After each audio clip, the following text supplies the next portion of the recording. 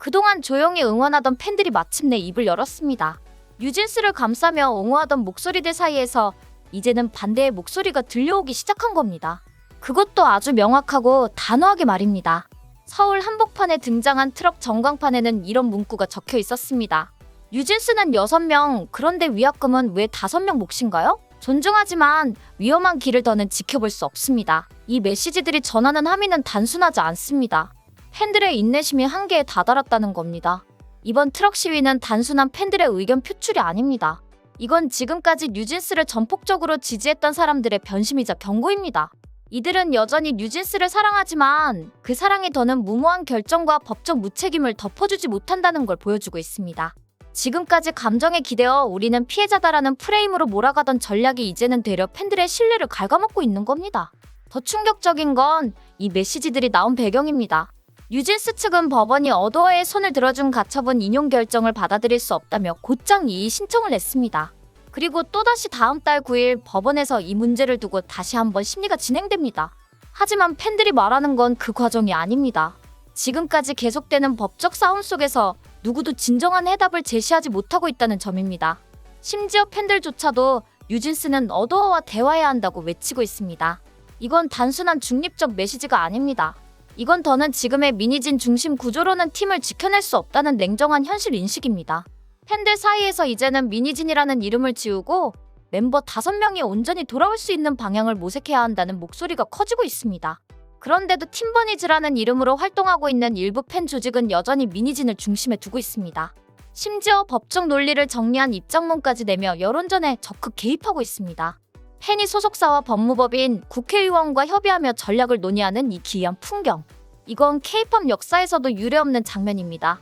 일반적인 팬덤이 아티스트의 감정과 작품을 지지하는 데 집중했다면 지금의 팀버니즈는 마치 하나의 조직처럼 움직이며 정치를 하고 있습니다. 그렇기에 팬들 사이에서도 분열이 가시화되고 있습니다. 이들은 같은 이름을 쓰고 있지만 같은 목소리를 내고 있지 않습니다. 어떤 이들은 여전히 멤버들의 선택을 지지하겠다고 말하지만 어떤 이들은 이 싸움은 멤버들에게 피해만 될 뿐이라며 현실적인 해법을 촉구하고 있습니다.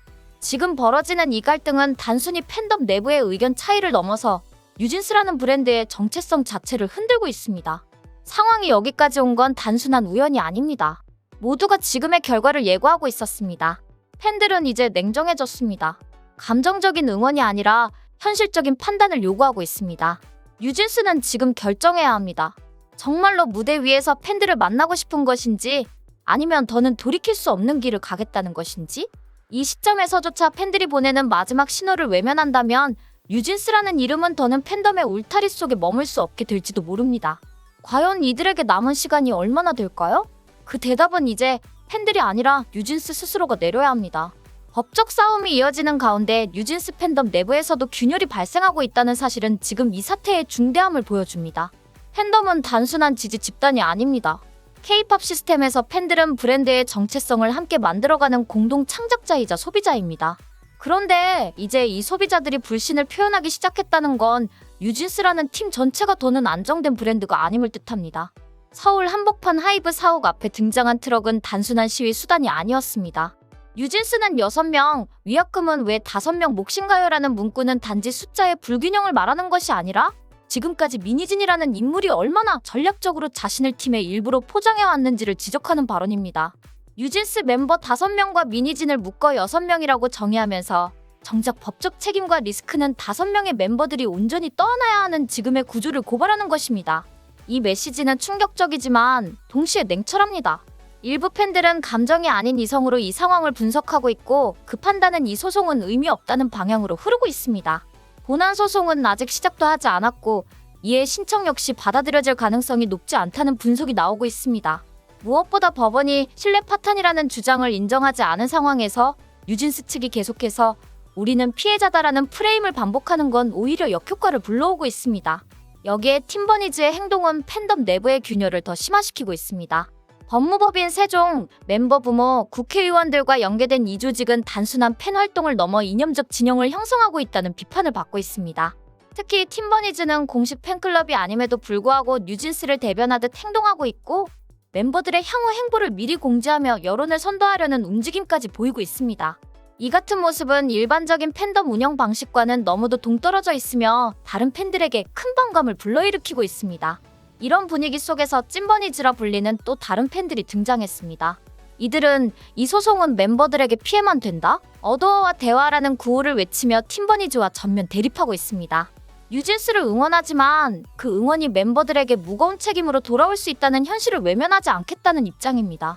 이처럼 한때 단일한 응원 속에서 움직이던 팬덤은 이제 명확하게 두 갈래로 나뉘고 있으며 이 분열은 향후 뉴진스 활동에 가장 큰 위험 요인으로 작용할 수 있습니다. 팬덤 분열은 단지 의견 차이에서 그치지 않습니다. 법적 책임, 경제적 손해, 이미지 타격은 결국 아티스트에게 고스란히 돌아가게 되어 있습니다. 지금의 상황을 그대로 방치하면 팬들 스스로가 뉴진스를 무너뜨리는 결과를 초래할 수 있습니다. 그렇기에 지금 필요한 건 분열된 팬덤이 아니라 멤버들을 진심으로 아끼는 사람들이 보여주는 현실적인 조언과 경고입니다.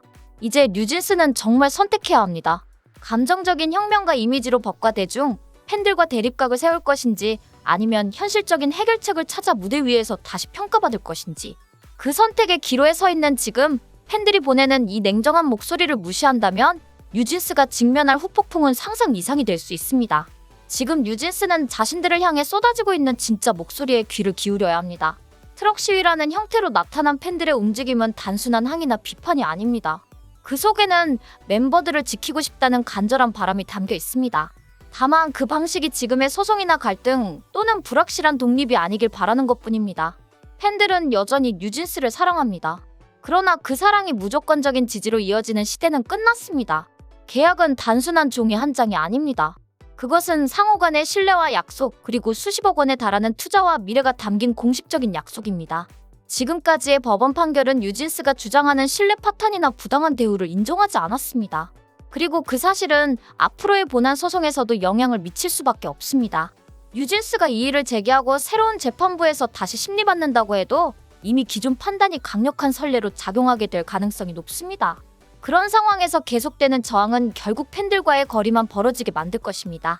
지금처럼 타임즈 인터뷰를 통해 우리를 혁명가로 만들려는 것 같다는 식의 발언은 팬들 입장에서는 현실을 무시한 자기 합리화로밖에 보이지 않습니다. 팬들은 단순히 화려한 구호를 듣고 싶은 것이 아닙니다. 진정성 있는 행동을 보고 싶어 합니다. 무대를 잠시 내려오겠다는 말 뒤에 또 다른 법적 공세와 여론전을 준비하고 있는 모습은 그 진정성을 심각하게 의심받게 만듭니다. 이 모든 상황을 고려할 때 뉴진스에게 남은 선택지는 그리 많지 않습니다. 계속해서 법적 반기를 들며 여론전을 이어갈 것인지 아니면 이제라도 진정한 소통과 화해를 위한 테이블에 앉을 것인지.